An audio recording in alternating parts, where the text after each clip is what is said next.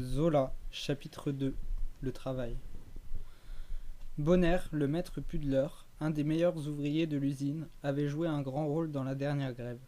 Lisant les journaux de Paris, esprit juste que les iniquités du salariat révoltaient, il y puisait toute une instruction révolutionnaire, dans laquelle il y avait bien les lacunes, mais qui avait fait de lui un partisan assez net de la doctrine collectiviste. D'ailleurs, comme il le disait fort sagement, avec son bel équilibre d'homme laborieux et sain, c'était là le rêve qu'on s'efforcerait d'atteindre un jour. Et, en attendant, il s'agissait d'obtenir la plus de justice tout de suite réalisable pour que les camarades souffrissent le moins possible.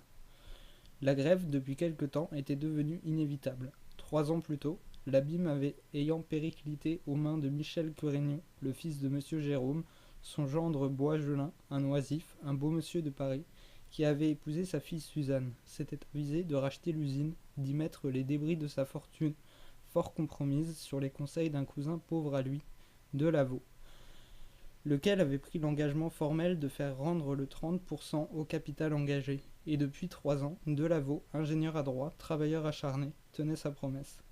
Par une organisation, par une direction énergique, veillant aux moindres détails, exigeant de tous une discipline absolue.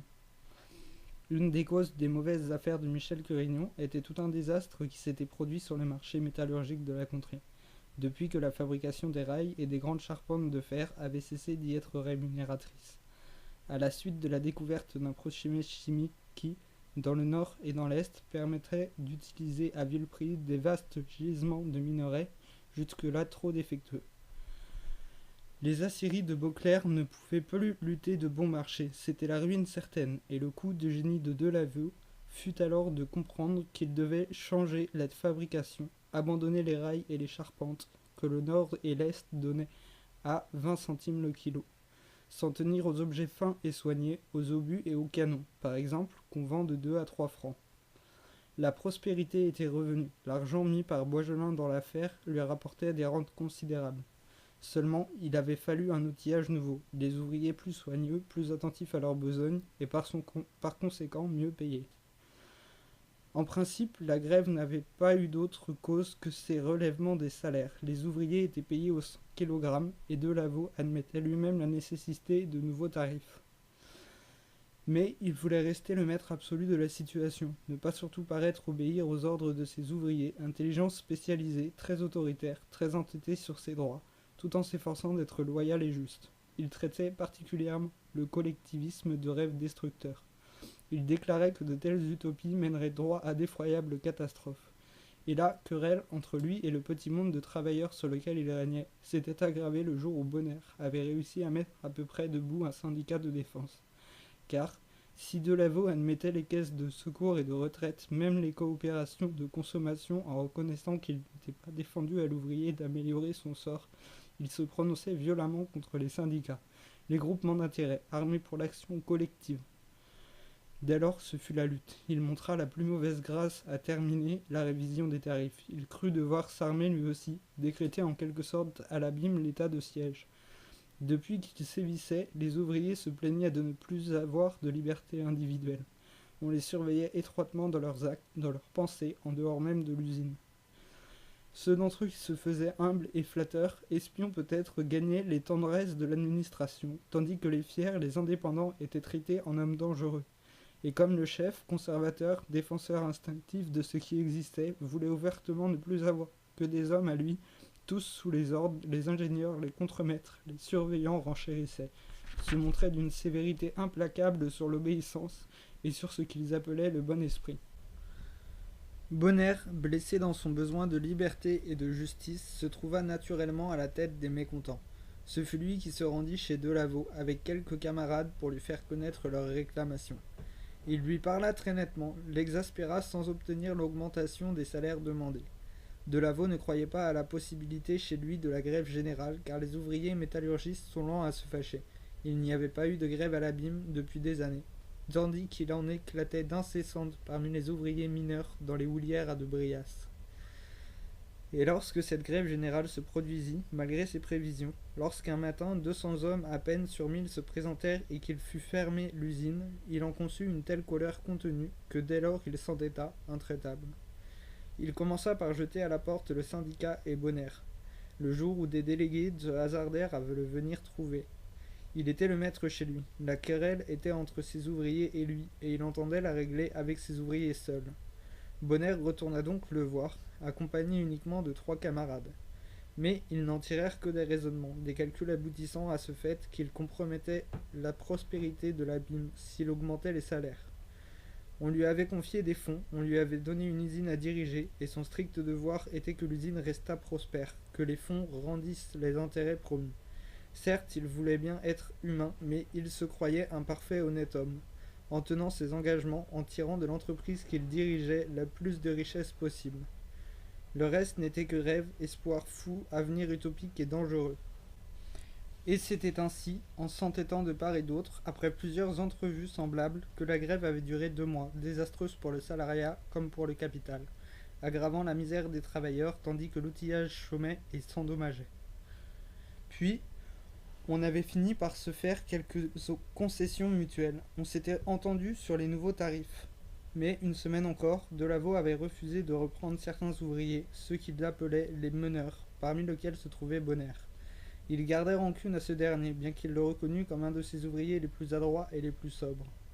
Enfin, quand il céda, quand il le reprit avec les autres, il déclara qu'on lui forçait la main, qu'on l'obligeait à faire un acte contre son cœur, uniquement pour avoir la paix. Ce jour-là, Bonner se sentit condamné.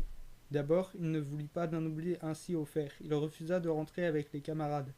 Mais ceux-ci, dont il était très aimé, ayant déclaré qu'il ne rentrerait pas non plus, s'il ne venait pas reprendre le travail en même temps qu'eux, il avait paru se résigner très noblement pour ne pas être la cause d'une nouvelle rupture. Les camarades avaient souffert assez. Sa résolution était prise. Il entendait être le seul sacrifié, sans que nul autre portât la peine de la demi-victoire remportée. Et c'était pourquoi il avait fini par rentrer le jeudi, en se promettant de s'en aller le dimanche, dans la conviction que sa présence à l'abîme n'était plus possible. Il ne s'était confié à personne. Il avait tout bonnement prévenu l'administration, le samedi matin, qu'il s'en irait le soir. Et s'il se trouvait encore à l'abîme cette nuit-là, c'était qu'il y avait un travail commencé à terminer. Il voulait disparaître discrètement, honnêtement. Luc, après s'être nommé au concierge, demanda s'il pouvait parler tout de suite au maître Pudler Bonner, et le concierge se contenta de lui indiquer d'un geste la halle des fours à Pudler et des laminoirs, au fond de la deuxième cour à gauche. Ces cours, trempées par les dernières pluies, étaient de véritables cloaques, avec leurs pavés défoncés, leur enchevêtrement de rails parmi lesquels passait une voie de raccordement, de l'usine à la station de Beauclerc. Sous les clartés lunaires des quelques lampes électriques, au travers des ombres qui jetaient les hangars, la tour à tremper les canons, les fours écrémés, indistincts, pareils aux constructions coniques de ciment de quelques cultures barbares, une petite locomotive évoluait doucement, lançait des coups de sifflet aigre pour n'écraser personne. Mais, dès le deuil, c'étaient surtout les martinets qui assourdissaient les visiteurs. Les 2 martinets installés dans une sorte de cave dont on voyait les grosses têtes des têtes de bêtes voraces battre le fer d'un rythme furieux, le mordre, l'étirer en barre sous l'acharnement de leurs dents de métal. Les ouvriers qui étaient là, les étireurs, vivaient calmes, silencieux, ne parlant que par gestes dans ce vacarme et dans ce tremblement continuel. Et Luc, après avoir longé un bâtiment bas, où d'autres martinets faisaient rage, pris à gauche, traversa la deuxième cour, dont le sol ravagé était encombré de pièces de rebut. Donnant dans la boue, attendant d'être remise à la fonte. Des hommes chargeaient sur un wagon une grosse pièce de forge, un arbre de torpilleur, terminé le jour même, que la petite locomotive allait emporter. Et comme elle arrivait en sifflant, il dut l'éviter, suivit une allée entre des tas symétriques de queues de fonte, la matière première, et se trouva enfin dans la halle des fours à Pudler et des laminoirs. Cette halle, une des plus vastes, retentissait le jour du terrible grondement des laminoirs en marche, mais à cette heure de la nuit, les laminoirs dormaient, plus d'une moitié de l'immense hangar était plongé dans une obscurité profonde, et sur les 10 fours à Pudler, 4 seulement flambaient, que desservaient 2 marteaux cingleurs. Ça et là, une maigre flamme de gaz vacillait au vent. De grandes ombres noyaient l'espace, on distinguait à peine en haut les grosses charpentes enfumées qui soutenaient la toiture. Des bruits d'eau sortaient des ténèbres, la terre battue qui servait de sol, crevassée, bossuée, se détrempait ici en boue fétide. N'était à côté qu'une poussière de charbon, un amas de détritus, c'était partout la crasse du travail, sans soin, sans gaieté, Le travail exécré et maudit, dans l'antre empesté de fumée, souillé de saleté volante, noire, délabrée, immonde. Au clou de sortes de huttes, en planches grossières, étaient pendus les vêtements de ville des ouvriers, mêlés à des cottes de toile, à des tabliers de peau. Et toute cette misère sombre ne se dorait d'un flamboiement que lorsqu'un maître pudeur ouvrait la porte de son four, d'où sortait alors un jet aveuglant qui perçait les ténèbres de la halle entière, comme d'un rayon d'astre. Quand Luc se présenta, Bonner achevait de brasser une dernière fois le métal en fusion, les 200 kg de fonte que le four et le travail allaient transformer en acier. L'opération entière demandait 4 heures, et la dure besogne était ce brassage après les premières heures d'attente. Tenant des deux mains un ringard de 50 livres, le maître pudeleur, dans la cuisante réverbération, brassait pendant 20 minutes la matière incandescente sur la sole du four. À l'aide du crochet, il en raclait le fond, pétrissait l'énorme boule pareille à un soleil que lui seul pouvait regarder avec ses yeux durcis à la flamme, sachant où en était le travail, selon la couleur. Et quand il le retirait, le ringard était rouge fleuri d'étincelles. D'un geste, Bonner donna l'ordre à son chauffeur d'activer le feu, tandis que l'autre ouvrier, le compagnon Pudler, prenait un ringard pour faire un crochet, à son tour, selon le terme en usage. Vous êtes bien monsieur Bonner demanda Luc qui s'était approché. Surpris, le répondit l'ouvrier affirmativement d'un signe de tête. Vêtu d'une chemise et d'une simple cotte, il était superbe, le cou blanc, la face rose, dans l'effort vainqueur et dans l'ensoleillement de la besogne. Âgé de 35 ans à peine, c'était un colosse blond, aux cheveux coupés ras, à la face large, massive et placide. Et de sa grande bouche ferme, de ses gros yeux tranquilles, émanait de la droiture et de la bonté. Je ne sais si vous me reconnaissez, continua Luc. Je vous ai vu ici l'été dernier. J'ai causé avec vous. Parfaitement, répondit enfin le maître Pudler. Vous êtes un ami de monsieur Jordan. Mais lorsque le jeune homme, un peu gêné, lui eut expliqué le motif de sa visite, ses rencontres, ce qu'il avait vu, la misérable Josine à la rue, la bonne action que lui seul pouvait faire sans doute, l'ouvrier retomba dans son silence, l'air embarrassé lui aussi. Tous deux se taisaient. Il y eut une attente, qui prolongea la danse claire du marteau cingleur qui se trouvait là, pour les deux fours adossés. Puis, quand il put enfin se faire entendre, le maître Pudler dit simplement « C'est bon, je ferai ce que je pourrai. Dès que je vais avoir fini, dans 3/4 d'heure, j'irai avec vous. » Luc, bien qu'il fût près de 11 heures déjà, résolut d'attendre, et il s'intéressa d'abord à une cisaille mécanique qui, dans un coin d'ombre, coupait l'acier en barres, sortit des fours à Pudler avec une tranquille aisance, comme si elle eût coupé du beurre. À chaque coup de mâchoire, un petit morceau tombait. Le tas s'amoncelait vite, qu'une brouette emportait aux cases de la chambre des charges, où l'on composait chaque charge de 30 kg dans une caissette pour la porter ensuite à la halle des fours à creuset.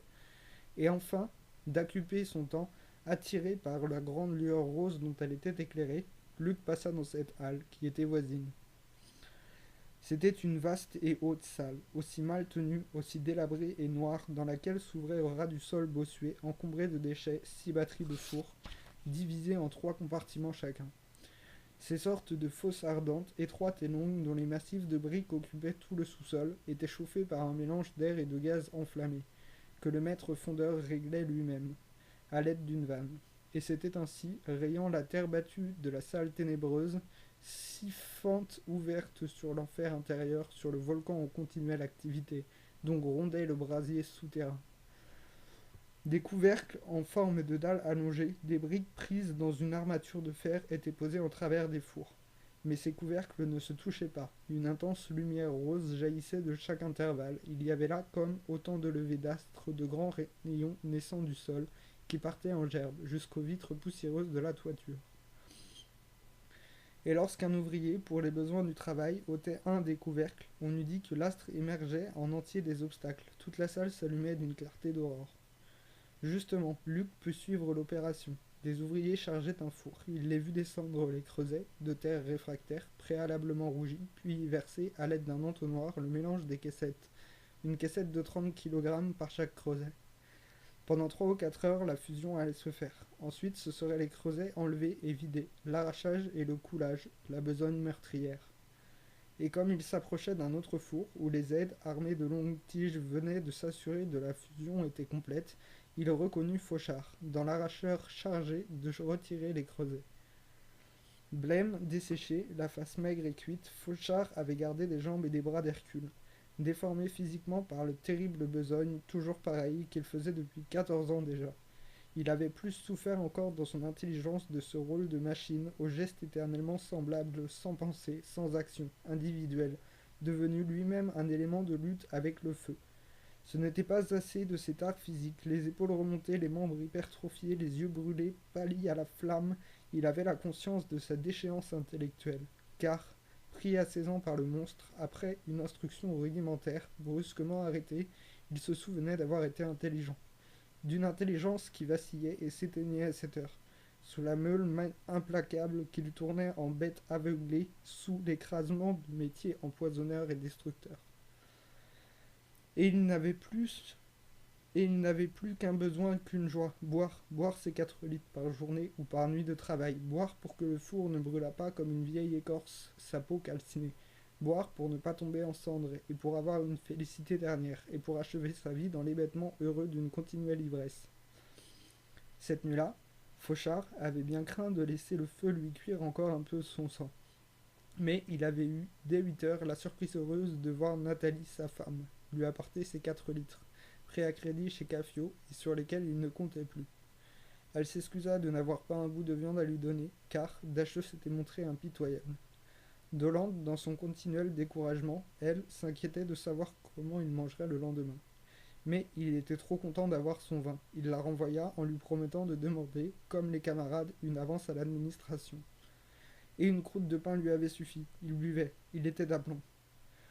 Quand le moment de l'arrachage fut venu, il vida encore d'un trait d'un demi-litre, il trempa dans l'eau, dans le bassin commun, le grand tablier de toile dont il était enveloppé. Puis les pieds chaussés de gros sabots, les mains couvertes de gants mouillés, armé de la longue pince de fer, il enjamba le four, posa le pied droit sur le couvercle qu'on venait d'écarter, le ventre et la poitrine dans le coup d'effrayante chaleur qui montait du volcan entr'ouvert. Il apparut un moment tout rouge, flambant lui-même en plein brasier, ainsi qu'une torche. Ses sabots fumaient, son tablier et ses gants fumaient, toute sa chair semblait fondre. Mais lui, sans hâte, de ses yeux habitués à la flamme, cherchait le creuset au fond de la fosse embrasée, se penchait un peu pour le saisir avec la longue pince et d'un brusque redressement des reins, en 3 mouvements rythmiques et souples, l'une de ses mains s'écartant, glissant le long de la tige jusqu'à ce que l'autre vînt la rejoindre. Il arracha le creuset, sortit d'un geste aisé à bout de bras, ce poids de 50 kilogrammes, pince et creuset compris, le déposa par terre, tel qu'un morceau de soleil d'une blancheur aveuglante qui tout de suite devint rose. Et il recommença, et il tira les creusets un à un, dans l'incendie accru de ces masses de feu, avec plus d'adresse encore que de force, allant et venant parmi ces braises incandescentes sans jamais se brûler, sans paraître même en ressentir l'intolérable rayonnement. On allait fondre de petits obus, de 60 kilogrammes. Les lingotières en forme de bouteille étaient rangées sur 2 fils. Alors, quand les aides eurent écrémé les creusets de leurs scories, à l'aide d'une tige de fer qui ressortait fumante, avec des baves pourpres, le maître fondeur saisit vivement les creusets, et de sa grande tenaille aux mâchoires rondes en vida 2 dans chaque lingotière. Et le métal coulait d'un jet de lave blanche à peine rosée, dans un pétillement de fines étincelles bleues, d'une délicatesse de fleurs. On aurait dit qu'il transvasait de claires liqueurs pailletées d'or. Tout cela se faisait sans bruit, avec des gestes précis et légers, d'une beauté simple, dans l'éclat et la chaleur du feu qui changeait la halle entière en un brasier dévorant. Luc, qui manquait d'habitude, étouffa, ne put rester là davantage. À chaque 4 ou 5 mètres des fours, son visage grillait, une sueur brûlante trempait son corps, les obus l'avaient intéressé. Il les regardait se refroidir, en se demandant où étaient les hommes qu'il tuerait peut-être un jour. Et comme il passait dans la halle voisine, il se trouva dans la halle des marteaux-pilons et de la presse à forger, endormi à cette heure, avec ses monstrueux outils. Sa presse d'une force de 2000 tonnes, ses marteaux de force moindre échelonnés qui avaient, au fond de la demi-obscurité, des profils noirs et trapus de dieux barbares. Là, précisément, il retrouva les obus, d'autres obus qu'on y avait, le jour même, forgés en matrice, sous le plus petit des marteaux-pilons, au sortir de la lingotière, après un recuit. Puis, ce qui l'intéressa, ce fut un tube d'un grand canon de marine d'une longueur de 6 mètres, tiède encore d'avoir passé sous la presse, où les lingots d'acier d'un millier de kilogrammes s'allongeaient et se façonnaient, tels que des rouleaux de pâte mode. Et le tube attendait, enchaîné prêt à être enlevé et chargé par les grues puissantes pour être porté à l'atelier des tours qui se trouvait plus loin, après la halle du four Martin et du moulage d'acier. Alors Luc alla jusqu'au bout, traversa aussi cette halle, la plus vaste de toutes, où les grosses pièces étaient fondues. Le four Martin permettait de verser l'acier en fusion par quantité considérable dans les formes de fonte, tandis que deux ponts électriques roulant à 8 mètres de hauteur transportaient avec une sorte de douceur huilée sur tous les ponts des pièces géantes pesant plusieurs tonnes. Et Luc entra dans l'atelier des tours, un immense hangar fermé, un peu mieux tenu que les autres, développant sur 2 lignes d'admirables outils d'une délicatesse et d'une puissance incomparables. Il y avait là des raboteuses pour des blindages de navires, qui façonnaient le métal comme le rabot d'un menuisier façonne le bois. Il y avait surtout des tours d'un mécanisme compliqué et précis, jolis comme des bijoux, amusants comme des jouets. La nuit, quelques-uns seulement étaient en marche, éclairés chacun par une seule lampe électrique, ne faisant qu'un petit bruit, un ronflement doux, dans le grand silence, et il retrouva les obus encore, un obus dont il avait coupé la chute de tête et la chute de fond, au sortir de la matrice, puis qu'on avait fixé à un tour, pour le calibrer extérieurement d'abord. Il tournait avec une vitesse prodigieuse, et des copeaux d'acier volaient sous la fine lame immobile pareille à des frisures d'argent. On n'aurait plus qu'à le forer intérieurement, à le tremper, à le finir. Où étaient les hommes qu'il tuerait quand on l'aurait chargé? Luc, de tout cet héroïque travail humain, du feu dompté asservi pour la royauté de l'homme, vainqueur des forces naturelles, vit se dresser une vision de massacre. La folie rouge d'un champ de bataille. Il s'éloigna. Il tomba plus loin sur un grand tour où tourait un canon, pareil à celui dont il venait de voir le tube forgé. Mais celui-ci était déjà calibré à l'extérieur, d'un éclat de monnaie neuve. Sous la conduite d'un jeune homme presque un enfant, attentif perché sur le mécanisme, ainsi qu'un horloger sur lui d'une montre, il tournait sans fin, avec son ronflement doux, tandis que le couteau, à l'intérieur, le forait, d'une précision telle que l'écart n'était pas d'un dixième de millimètre. Et quand ce canon aussi serait trempé, jeté dans un bain d'huile de pétrole, du haut de la tour, sur quel champ de désastre irait-il tuer des hommes? Quelle moisson atroce de vie irait-il faire? Lui qui était forgé de cet acier, dont les hommes fraternels n'auraient dû fabriquer que des rails et des charrues. Luc poussa une porte, s'échappa un instant au dehors. La nuit était d'une tiédeur humide. Il respira largement, heureux du vent qui soufflait. Il leva les yeux, n'aperçut pas une étoile sous la course effarée des nuages, mais les globes des lampes puissantes de loin en loin, dans les cours remplaçaient la lune submergée. Et il revit les cheminées parmi les fumées blêmes, un ciel sali de charbon, que coupaient de partout, pareil à une toile d'araignée géante, les volets de fil pour le transport de la force électrique. Justement, les machines qui la produisaient, 2 machines d'une grande beauté, fonctionnaient là, dans une construction neuve.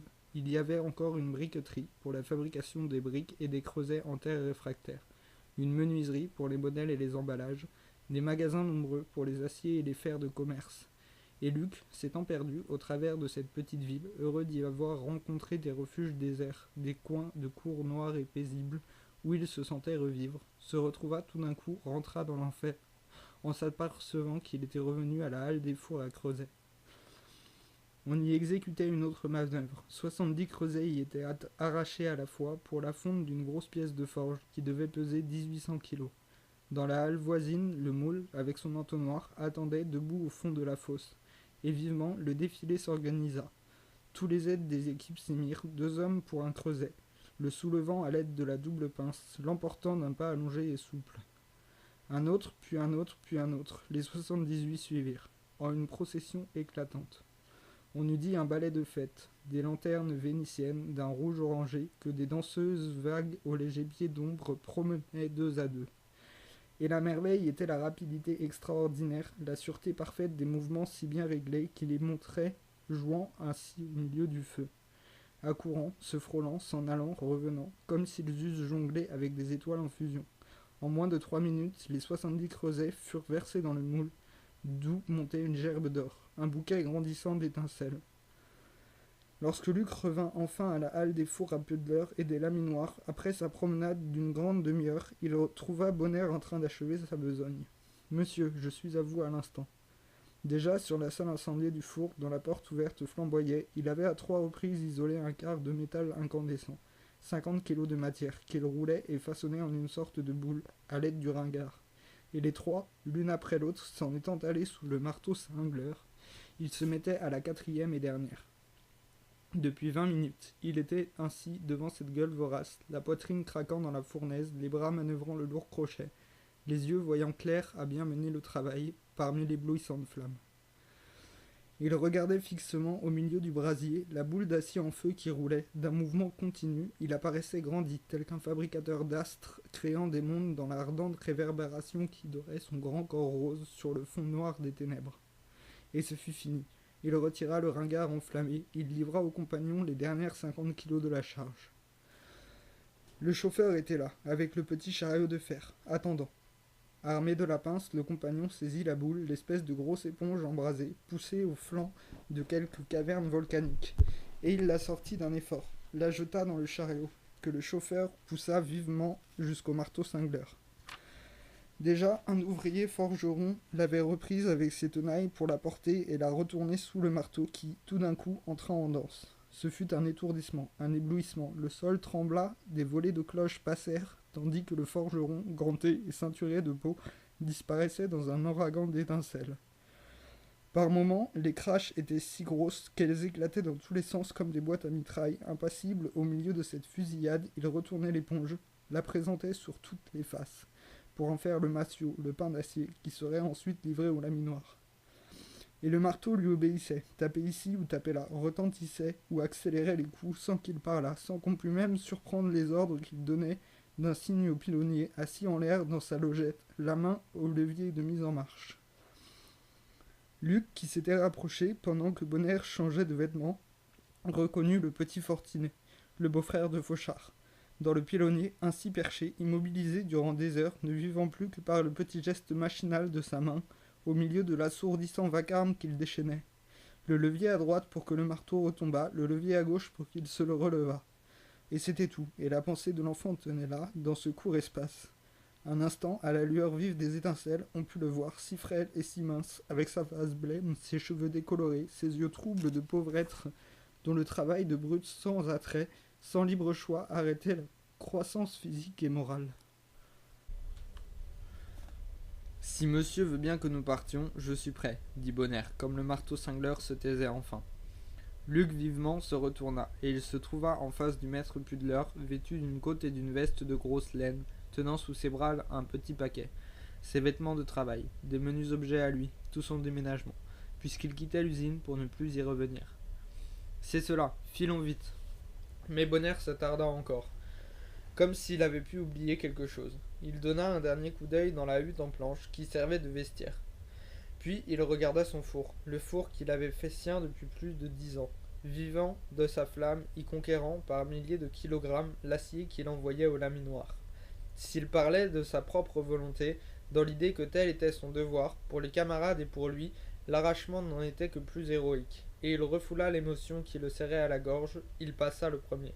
« Prenez garde, monsieur, cette pièce est encore chaude, elle mangerait votre soulier. » Ni l'un ni l'autre ne parlèrent plus. Ils traversèrent les deux cours vagues aux clartés lunaires, ils passèrent devant les constructions basses où les martinets faisaient rage. Et, dès qu'ils furent sortis de l'abîme, la nuit noire les reprit.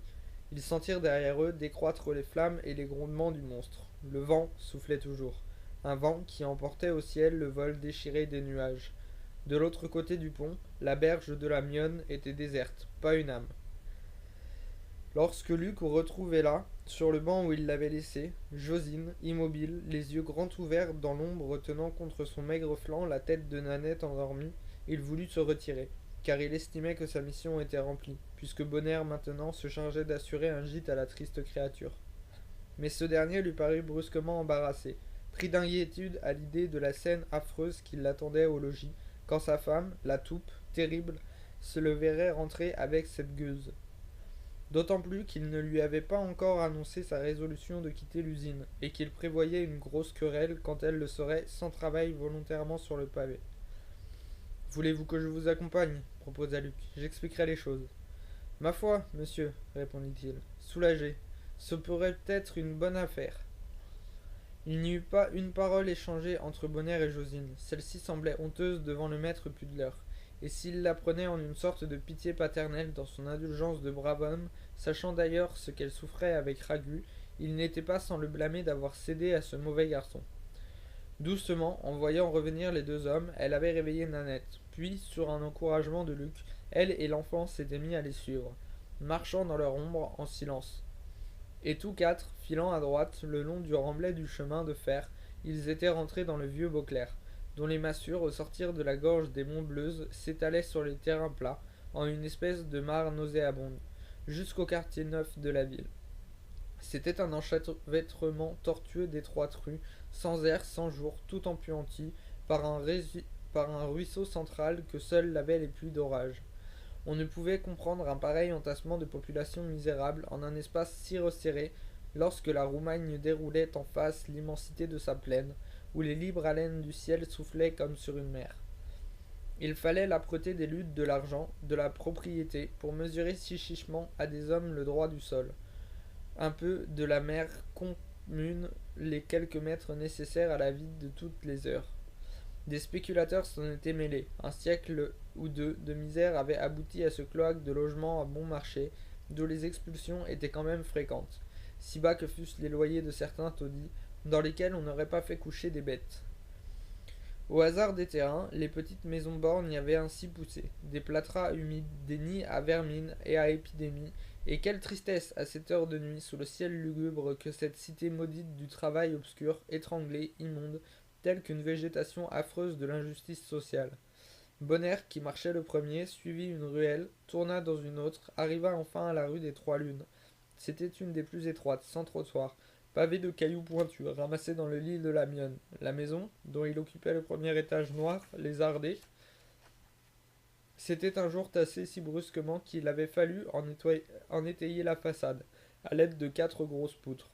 Et Ragu occupait justement avec Josine les 3 chambres du second, dont le plancher dévalait, soutenu par ces poutres.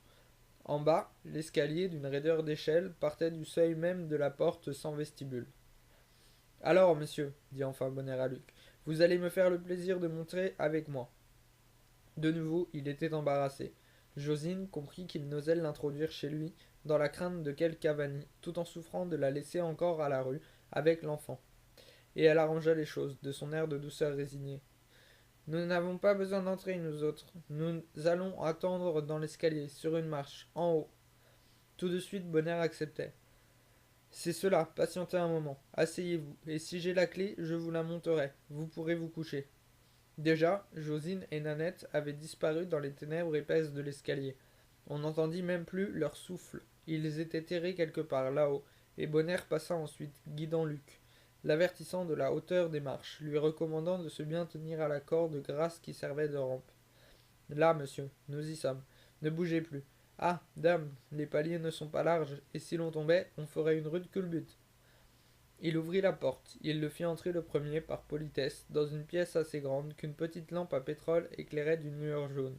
Malgré l'heure avancée, la toupe travaillait encore près de cette lampe, raccommodant du linge, tandis que son père, le vieux Luneau, noyé d'ombre, s'était assoupi, sa pipe éteinte aux gencives. Et dans un lit, qui occupait un des coins, dormaient les 2 enfants, Lucien et Antoinette, l'un de 6 ans, l'autre de 4, très forts, très beaux pour leur âge. Le logement, en dehors de cette salle commune où l'on faisait la cuisine, où l'on mangeait, ne se composait que de 2 autres pièces, la chambre du père Luneau et celle du ménage. Stupéfaite de voir rentrer son mari à cette heure, la toupe, qui n'était pas prévenue, avait levé la tête. Comment? Te voilà? Il ne voulait pas engager la grosse querelle en lui apprenant tout de suite qu'il quittait l'abîme, préférant régler d'abord le cas de Josine et de Nanette, et il répondit évasivement. Oui, j'ai fini, je rentre. Puis, sans lui laisser le temps de poser une autre question, il lui présenta Luc. Tiens, voici un monsieur, un ami de monsieur Jourdan, qui est venu me demander quelque chose et qui va t'expliquer ça. De plus en plus surprise, défiante, la toupe s'était tournée vers le jeune homme, qui put remarquer alors sa grande ressemblance avec son frère Ragu. Petite et rageuse, elle avait la face accentuée, avec d'épais cheveux rouges, le front bas, le nez mince, les mâchoires dures.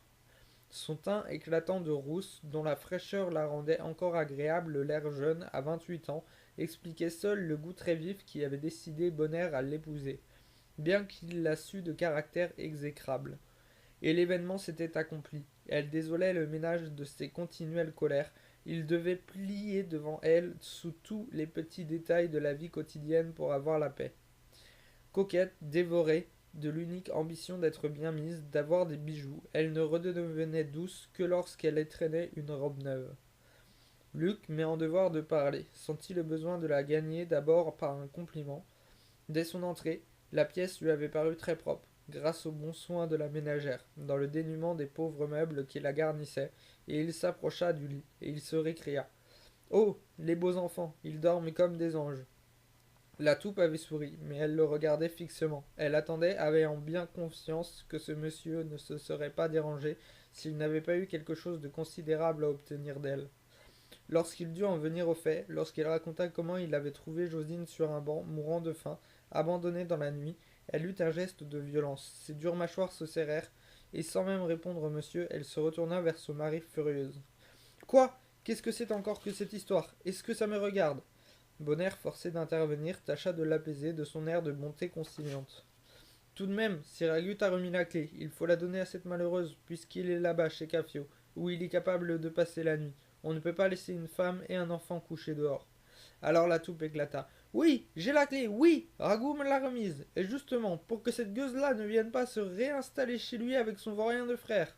Mais je n'ai rien à savoir de toutes ces saletés, moi. Je ne sais qu'une chose, ce Ragout qui m'a donné la clé, et c'est à Ragout que je la rendrai.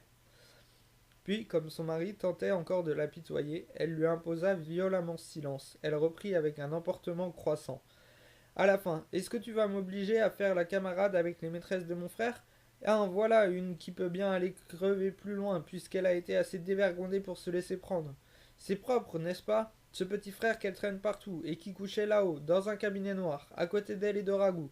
Non, non, chacun pour soi, et qu'elle reste au ruisseau. Un peu plus tôt, un peu plus tard, c'est tout comme. Le cœur meurtri, indigné, Luc l'écoutait. Il retrouvait chez elle cette dureté des honnêtes femmes du peuple, si impitoyable aux filles qui tombent dans la rude lutte qu'elles mènent pour l'existence. Et il y avait, en outre, chez celle-ci, une jalousie sourde, la haine de cette jolie fille de charme et d'amour que les hommes aimaient, à qui ils donneraient des chaînes d'or, des jupes de soie, si jamais elle savait les enjôler. Elle ne décolérait pas, depuis le jour où elle avait su que son frère venait d'acheter à Josine une petite bague d'argent. Il faut être bonne, madame, se contenta de dire Luc d'une voix tremblante de pitié. Mais la toupe n'eut pas le temps de répondre. Il y eut dans l'escalier un vacarme de gros pas qui trébuchaient, et la porte s'ouvrit sous des mains tâtonnantes. C'était Ragut, que Bourron n'avait pas quitté, l'un suivant l'autre, en bons ivrognes qui ne peuvent plus se séparer quand ils ont bu ensemble. Cependant, Ragout, assez raisonnable, s'était arraché de chez Cafio en disant qu'il fallait tout de même retourner au travail demain, le lendemain. Et il entrait chez sa sœur, avec le camarade, pour reprendre sa clé. Ta clé cria la couple aigrement. Tiens, la voilà. Et tu sais, je ne m'en charge plus. On vient justement de me dire des sottises pour que je la donne à cette vaurienne. Quand tu auras des filles affichées dehors, tu t'en occuperas toi-même. Ragout, que le vin attendrissait sans doute, se mit à rire. Elle est belle, Josine. Si elle s'était montrée gentille au lieu de pleurnicher, elle serait venue boire un verre avec nous. Les femmes, ça n'a jamais su prendre les hommes. Et il ne put continuer, dire son idée entière, car Bourron, qui s'était laissé tomber sur une chaise, riant sans cause, maigre et chevalin, de son air d'éternelle belle humeur, disait à bon air. Alors, dis donc, c'est vrai, tu quittes l'usine? La toupe se retourna avec un sursaut, comme si un coup de feu éclatait derrière elle. Comment? Il quitte l'usine? Il eut un silence. Puis, Bonner courageusement prit sa décision. Oui, je quitte l'usine, je ne peux pas faire autrement. Tu quittes l'usine, clama-t-elle, rageuse, éperdue, en venant se planter devant lui. Ça ne suffit donc pas que tu te sois mis sur les bras cette sale grève qui, pendant 2 mois, nous a forcés à manger toutes nos économies. Il faut encore maintenant que ce soit toi qui payes les pots cassés. Allons, nous allons mourir de faim, et moi, j'irai toute nue. Sans se fâcher, il répondit doucement. C'est possible, tu n'auras peut-être pas de robe neuve au jour de l'an, et peut-être que nous devrons nous serrer le ventre, mais je te répète que je fais ce que je dois faire. Elle ne lâcha pas. Elle se rapprocha, lui cria dans la face. Ah, Wish, si tu crois que tu t'en seras reconnaissant, déjà les camarades ne se gênent pas pour dire que, sans ta grève, ils n'auraient pas crevé de faim pendant 2 mois. Et sais-tu ce qu'ils diront quand ils sauront que tu quittes l'usine? Ils diront que c'est bien fait, et que tu n'es qu'un imbécile. Jamais je ne te laisserai faire une pareille bêtise. Entends-tu? Tu retourneras au travail demain. Bonner la regardait fixement, son air clair et droit, S'il cédait d'habitude sur les points de police domestique, s'il la laissait régner despotiquement dans le ménage, il devenait de faire quand une question de conscience était en jeu. Aussi, sans élever le ton d'une voix de maître qu'elle connaissait bien, se contenta-t-il de lui dire: Tu vas me faire le plaisir de te taire. C'est des histoires, à nous les hommes, auxquelles les femmes comme toi ne comprennent rien, et dont il vaut mieux qu'elles ne s'occupent pas. Tu es très gentil, mais tu feras bien de te remettre à raccommoder ton linge si tu ne veux pas que nous nous fâchions. Et il la poussa vers la chaise, près de la lampe, la força à s'y asseoir. Domptée, tremblante d'une colère qu'elle savait désormais impuissante, elle reprit l'aiguille. Elle s'affecta de se désintéresser des questions dont on l'écartait si nettement.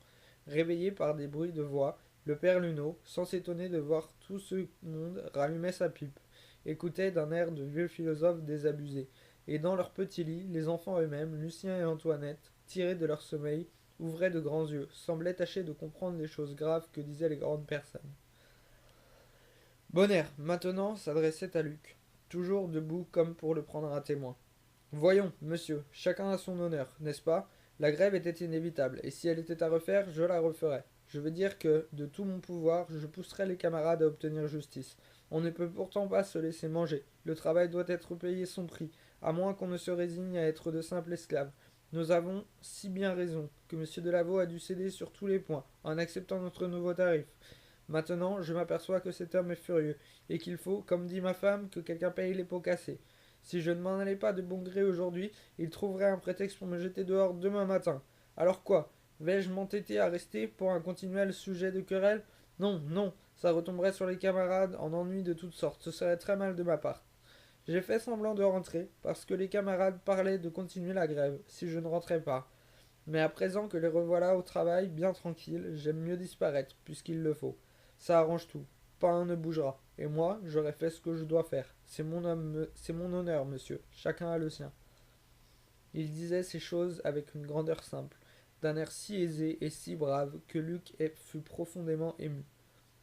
De cet ouvrier qu'il avait vu noir et muet, œuvrant si durement devant son four, de cet homme qu'il venait de voir doux et bon, d'une tolérance conciliante dans son ménage, se levait en héros du travail, un de ces lutteurs obscurs qui ont donné tout leur être à la justice, et qui se sont fraternellement jusqu'à s'immoler en silence pour les autres. Violemment, sans cesser de tirer l'aiguille, la toupe répéta. Et nous crèverons de faim. Et nous crèverons de faim, c'est bien possible, dit Bonner, mais je dormirai tranquille. Ragout se mit à ricaner. Oh, crever de faim, c'est inutile, ça n'a jamais servi à rien. Ce n'est pas que je défends les patrons, une fameuse clique. Seulement, puisqu'on a besoin d'eux, faut toujours finir par s'entendre et faire à peu près ce qu'ils veulent. Il continua, plaisanta, sortit de toute son âme.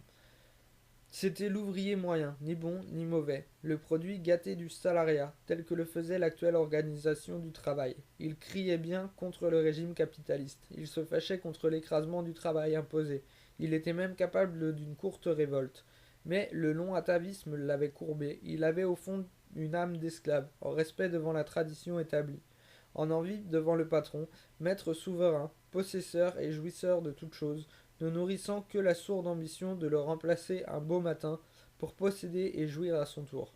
L'idéal, en somme, était de ne rien faire, d'être le patron pour ne rien faire.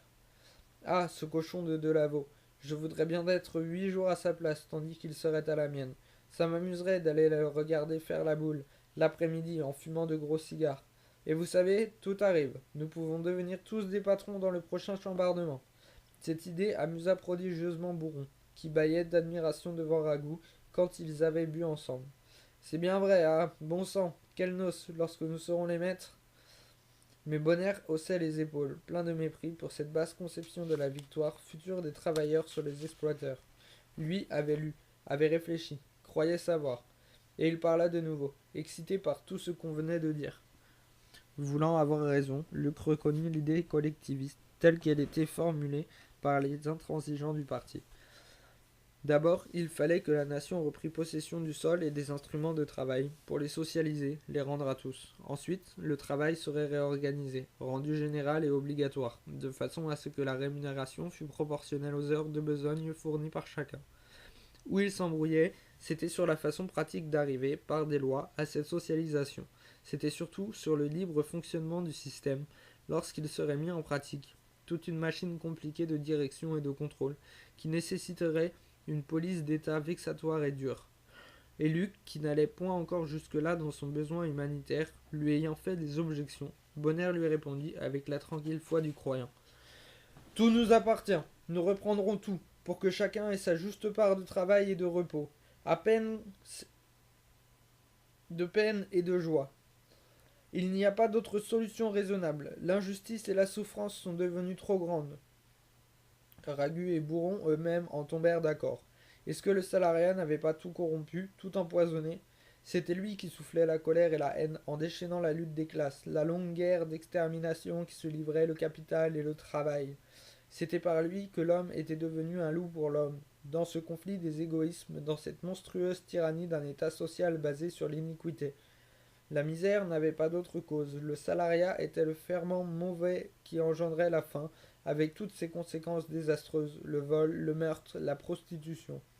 L'homme et la femme déchus, rebelles, jetés hors de l'amour, lancés comme des forces perverties et destructives au travers de la société marâtre. Et il n'y avait qu'une guérison possible, l'abolition du salariat, qu'on remplacerait par l'État nouveau. L'autre chose, la chose rêvée, dont demain gardait encore le secret.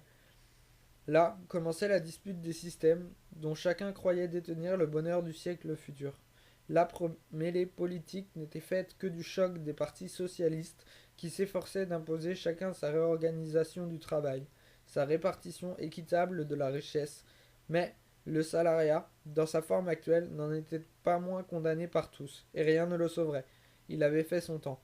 Il disparaîtrait, comme avait disparu autrefois l'esclavage, lorsqu'une des périodes humaines s'était accomplie, par suite de la continuelle marche en avant. Il n'était plus qu'un organisme mort, qui menaçait d'empoisonner le corps tout entier, et que la vie des peuples allait éliminer sous peine d'une fin tragique.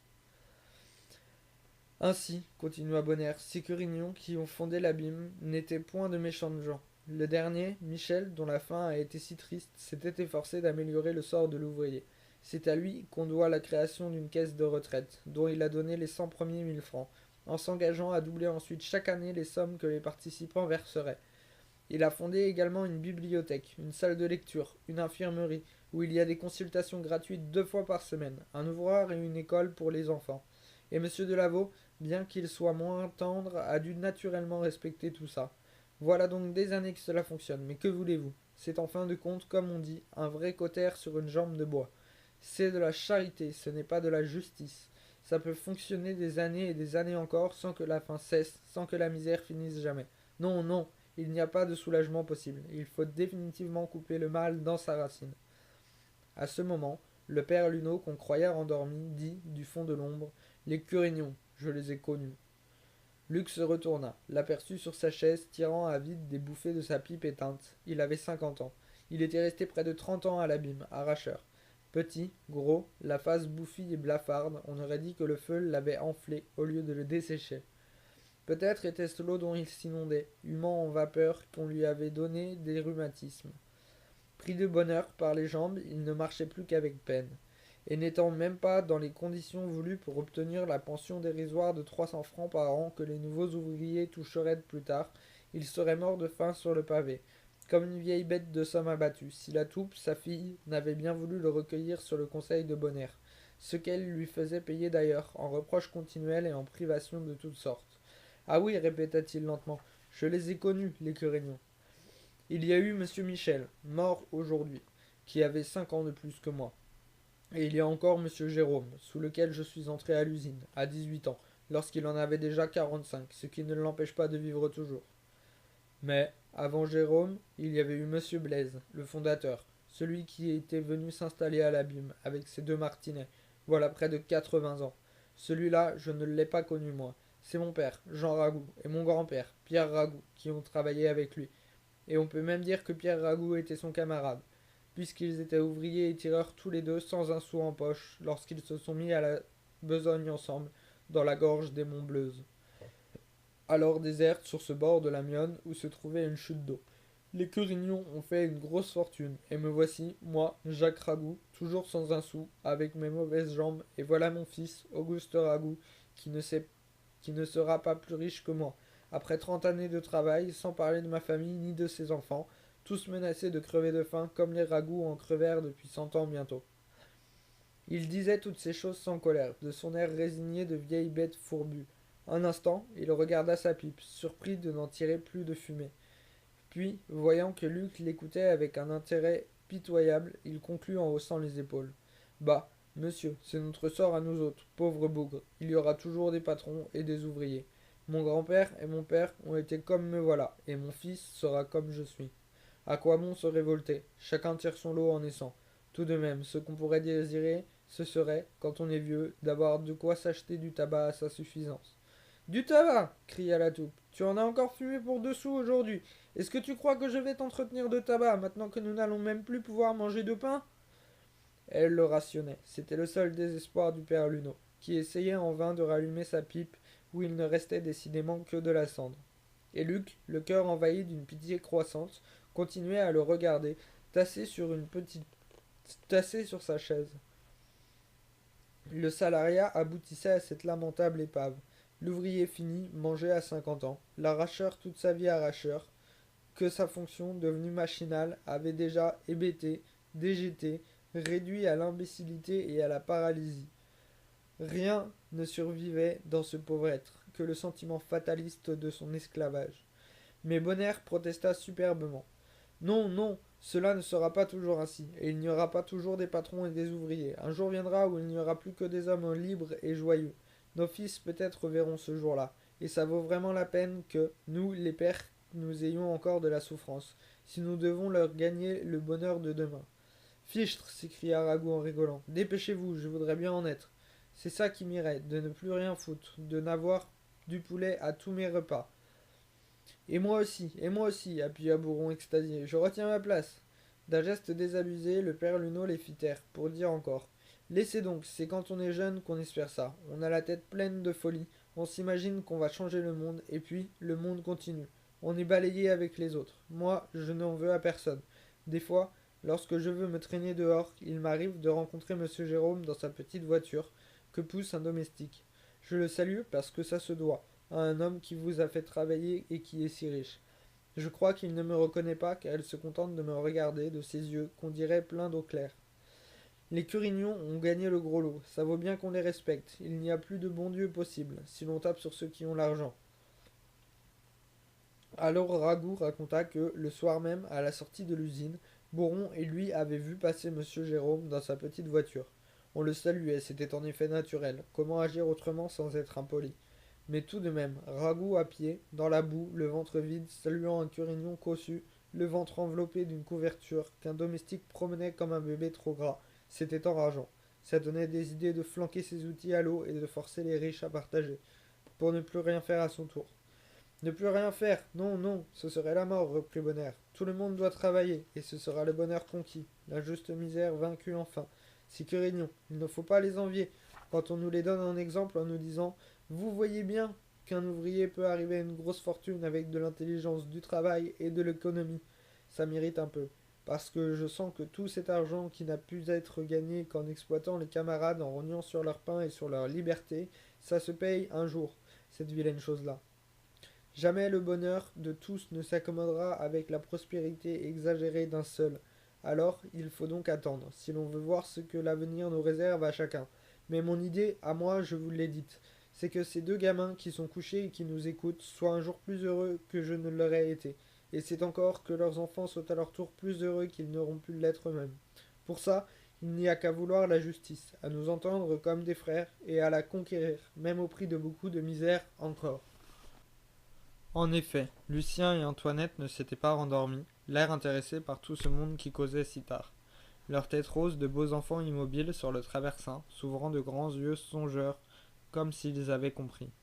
Plus heureux que nous un jour, dit sèchement la toupe. Oui, si demain ils ne crèvent pas de faim, puisque tu n'auras plus de pain à leur donner.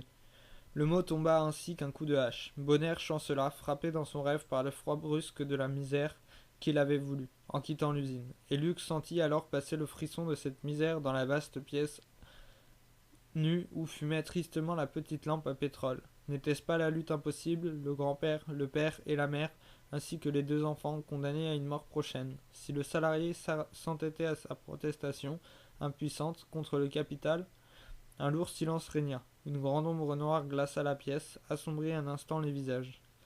Mais on frappa. Il y eut des rires, et ce fut Babette qui entra, la femme de Bourron, avec sa figure poupine qui s'égayait toujours. Ronde et fraîche, blanche de peau, coiffée de lourds cheveux couleur de blé, elle était un éternel printemps. Et, ne l'ayant pas trouvé chez Caffio, elle venait chercher son mari, sachant qu'il avait de la peine à rentrer, quand elle ne le ramenait pas elle-même. D'ailleurs, D'ailleurs, elle était sans gronderie, l'air amusé au contraire, comme si elle eût trouvé très bien que son homme eût pris un peu de plaisir. Ah, te voilà, Père Lajoie, s'écria-t-elle gaiement en l'apercevant. Je me doutais bien que tu n'avais pas quitté Ragout et que je te trouverais ici. Tu sais, mon gros, il est tard, j'ai couché Marthe et Sébastien, et c'est toi maintenant qu'il faut que je couche. Jamais non plus Bourron ne se fâchait, tant elle mettait de bonne grâce à l'enlever aux camarades. Ah, elle est morte celle-là, vous entendez? C'est ma femme qui me couche. Allons, je veux bien puisque ça doit toujours finir comme ça. Il s'était levé, et Babette, voyant alors, à la figure assombrie de tout le monde, qu'elle tombait dans une grosse tristesse. Dans une querelle, peut-être, tâcha d'arranger les choses. Elle, dans son ménage, chantait du matin au soir, aimant son homme, le consolant, lui contant de triomphantes histoires d'avenir, lorsqu'il était découragé. La misère, la souffrance exécrable où elle vivait depuis l'enfance n'avait pas même pu entamer sa continuelle belle humeur. Et elle était parfaitement convaincue que les choses s'arrangeraient très bien. Elle partait sans cesse pour le paradis. Et qu'est-ce que vous avez donc tous? Est-ce que les enfants sont malades? Puis, comme la toupe éclatait de nouveau, lui contait que Bonheur quittait l'usine, qu'ils seraient tous morts de faim avant une semaine, et que du reste Beauclerc entier allait y passer, car on était trop malheureux, on ne pouvait plus vivre. Babette protesta, annonça des jours prospères, ensoleillés de son air de confiance allégresse. Mais non, ne vous faites donc pas de mauvais sang, ma chère. Vous verrez que tout s'organisera, on travaillera, on sera très heureux. Et elle emmena son mari, en le divertissant, en lui disant des choses si drôles et si tendres qu'il la suivait docilement, plaisantant lui aussi, dans son ivresse domptée, devenue inoffensive. Luc se décidait à partir, lorsque la toupe, en train de ranger son ouvrage sur la table, y trouva la clé qu'elle avait jetée à son frère, et que celui-ci n'avait pas encore prise. Eh bien, la prends-tu à la fin? Montes-tu te coucher? On t'a dit que ta vaurienne t'attendait quelque part. Tu peux bien la ramasser encore si ça t'amuse. Ragout ricana, balança un instant la clé au bout de son pouce. Toute la soirée, il avait crié dans la face de Bourron qu'il n'entendait pas nourrir d'une feignante qui avait eu de la bêtise de se laisser manger un doigt par une machine, sans se le faire payer ce qu'il valait. Il l'avait eu, cette fille, comme il en avait eu tant d'autres, toutes celles qui veulent bien qu'on les ait. C'était simplement du plaisir pour les deux, et quand on en avait assez, bonjour, bonsoir, chacun s'en retournait tranquillement chez soi. Mais depuis qu'il était là, il se dégrisait. Il ne retrouvait pas son obstination méchante. Puis, sa sœur l'exaspérait à toujours lui dicter sa conduite. Bien sûr que je la reprendrai, si ça me plaît de la reprendre. Après tout, elle en vaut d'autres. On la tuerait qu'elle ne vous dirait pas une mauvaise parole. Elle se tournant vers Bonheur silencieux. Elle est bête, Josine, d'avoir toujours peur. Où donc s'est-elle fourrée? Elle attend dans l'escalier, avec Nanette, dit le maître Pudlard. Alors Ragout ouvrit la porte, toute grande, pour appeler violemment. Josine! Josine! Personne ne répondit, aucun souffle ne vint des ténèbres épaisses de l'escalier, et dans la faible lueur que la lampe à pétrole projetait sur le palier, on ne vit que Nanette, debout, qui semblait guetter et attendre. Ah, te voilà, toi, bougre de mioche, cria Ragout. Qu'est-ce que tu fiches là? L'enfant ne se déconcerta pas, n'eut même pas un mouvement de recul. Se redressant dans sa petite taille, haut comme une botte, il répondit bravement. Moi, j'écoutais, pour savoir. Et ta sœur, où est-elle? Pourquoi ne répond-elle pas quand on l'appelle? Ma grande, elle était en haut avec moi, assise sur une marche, mais lorsqu'elle t'a entendu entrer ici, elle a eu peur que tu ne montes la battre, et elle a préféré redescendre, pour filer à l'aise si tu étais méchant. Cela fit rire Ragout, la crânerie de l'enfant l'amusait. Toi, tu n'as donc pas peur? Moi, si tu me touches, je vais crier si fort que ma grande sera avertie et qu'elle filera. Complètement radouci, l'homme alla se pencher pour l'appeler de nouveau. Josine! Josine! Voyons, monte, ne fais pas la bête, tu sais bien que je ne vais pas te tuer. Le même silence régna, de mort régna. Rien ne bougea, rien ne monta des ténèbres. Et Luc, dont la présence n'était plus nécessaire, prit congé, en saluant la toupe, qui, les lèvres pincées, inclina sèchement la tête. Les enfants avaient fini par se rendormir. Le père Luneau, sa pipe éteinte à la bouche, venait, en s'appuyant au mur, de gagner l'étroite chambre où il couchait. Et Bonheur tombait à ce tour sur une chaise, muet au milieu de la pièce désolée, les yeux perdus au loin, dans l'avenir menaçant, attendait d'aller se mettre au lit à côté de sa terrible femme. Bon courage, dit Luc en lui serrant vigoureusement la main. Sur le palier, Ragu continua d'appeler, d'une voix qui se faisait suppliante. Josine, allons, Josine, quand je te dis que je ne suis plus fâché. Et comme les ténèbres restaient mortes, il se tourna vers Nanette, qui ne s'en mêlait pas, laissant sa grande libre d'agir à sa guise. Elle s'est peut-être sauvée. Oh non, où veux-tu qu'elle aille? Elle a dû se rasseoir sur une marche. Luc descendait, ses dents de la corde grasse, tâtant du pied les marches raides et hautes, avec la crainte de culbuter, tellement l'obscurité était profonde. Il lui semblait s'enfoncer dans le noir d'un gouffre par une mince échelle entre deux murs humides, et, à mesure qu'il descendait, il croyait entendre de gros sanglots étouffés, venant d'en bas, du fond douloureux de l'ombre. En haut, la voix de Ragu reprit, résolue. Josine, Josine, si tu ne montes pas, c'est donc que tu veux que j'aille te chercher. Alors, Luc s'arrêta, sentant la venue d'un petit souffle. C'était comme une douceur tiède qui s'avançait, un léger frisson vivant, à peine deviné d'une tremblante approche. Et il s'effaça contre le mur, car il comprenait bien qu'une créature allait passer, invisible, reconnaissable seulement au discret frôlement de son corps. C'est moi, Josine, dit-il très bas pour qu'elle ne s'effrayât point. Le petit souffle montait toujours, et il n'y eut pas de réponse. Mais, en un effleurement à peine sensible, la créature de détresse et de mystère passa, et une petite main fiévreuse saisit la sienne. Une bouche brûlante se colla sur sa main, la baisa ardemment, en un élan de gratitude infinie, en un don de tout l'être. Elle le remerciait. Elle se donnait, ignorée, voilée, d'une enfance délicieuse. Pas une parole ne fut échangée. Il n'y eut que ce baiser muet dans l'ombre, trempé de larmes chaudes. Déjà le petit souffle était passé, l'âme légère montait toujours, et Luc resta bouleversé, possédé jusqu'au fond de sa chair, par cet effleurement de songe. Car le baiser de cette bouche qu'il n'avait pas vue lui était allé au cœur, une charme doux et fort lui avait coulé dans les veines. Il voulut se croire simplement heureux d'avoir enfin réussi à ce que Josine eût trouvé un toit pour dormir cette nuit-là. Mais pourquoi pleurait-elle, assise sur la dernière marche, au seuil de la rue? Pourquoi avait-elle tant tardé à répondre aux appels de l'homme en haut qui lui rendait un giste? Et était-ce donc qu'elle avait de mortels regrets, qu'elle sanglotait de quelques rêves impossibles et qu'elle cédait en finissant par monter à la nécessité de reprendre la vie qu'elle était condamnée à vivre? En haut, la voix de Ragu se fit d'une dernière fois entendre. Ah, te voilà, ce n'est pas malheureux. Allons, grosse bête, viens te coucher. On ne se mangera pas encore ce soir. Et Luc s'enfuit, si désespéré, qu'il chercha les raisons de l'amertume affreuse où il tombait. Pendant qu'il retrouvait avec peine son chemin dans le dédale obscur des immondes ruelles de vieux Beauclerc, il discutait, s'attendrissait. Pauvre fille, elle était la victime du milieu, elle n'aurait jamais cédé à ce ragoût, sans l'écrasement, sans la perversion de la misère.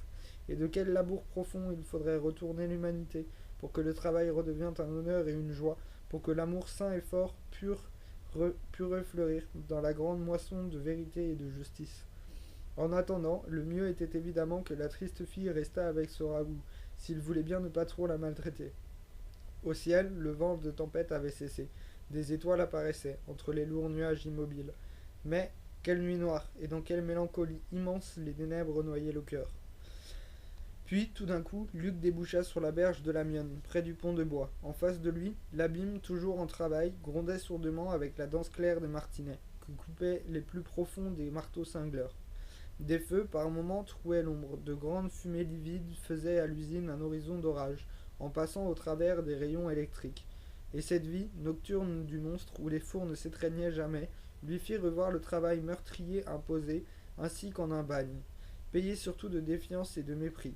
La belle figure de Bonner passa, il l'aperçut telle qu'il l'avait laissée dans la pièce assombrie, terrassé comme un vaincu devant l'avenir incertain. Ensuite, sans transition, ce fut un autre souvenir de la soirée, le profil perdu de l'ange, le potier, jetant sa malédiction avec la véhémence d'un prophète, annonçant la destruction de Beauclerc sous l'amas de ses crimes. Mais à cette heure de la plaine, mais à cette heure, Beauclerc sous l'amas de ses crimes, mais à cette heure, Beauclerc terrorisé s'était endormi. N'était plus à l'entrée de la plaine qu'une masse confuse ténébreuse où ne lui laissait pas une lumière. Et il n'y avait toujours que l'abîme, avec sa vie d'enfer sans répit, où roulaient de continuels bruits de foudre, où les flammes incessantes dévoraient des vies d'hommes. Minuit sonna dans l'ombre, à une horloge lointaine, et Luc alors reprit le pont, redescendit la route de Brias pour rentrer à la crècherie, où son lit l'attendait. Comme il allait y arriver, une grande lueur éclaira brusquement le pays entier. les 2 promontoires des monts Bleuze, les toits ensoleillés de la ville, jusqu'aux champs perdus de la Roumagne. C'était encore, à mi-côte, une coulée du Haut-Fourneau, dont le profil noir apparut, ainsi que dans un incendie. Et Luc, levant les yeux, eut de nouveau la sensation d'une rouge aurore, le lever d'astre promis à son rêve d'une humanité nouvelle. Fin du chapitre 2.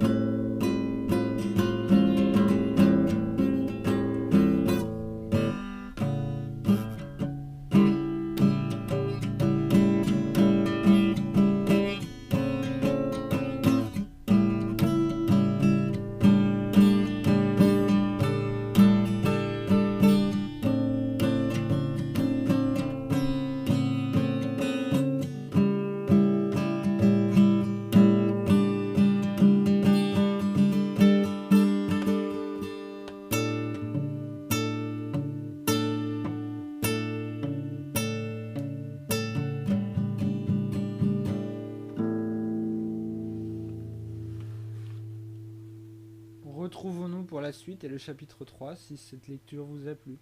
Bonne journée.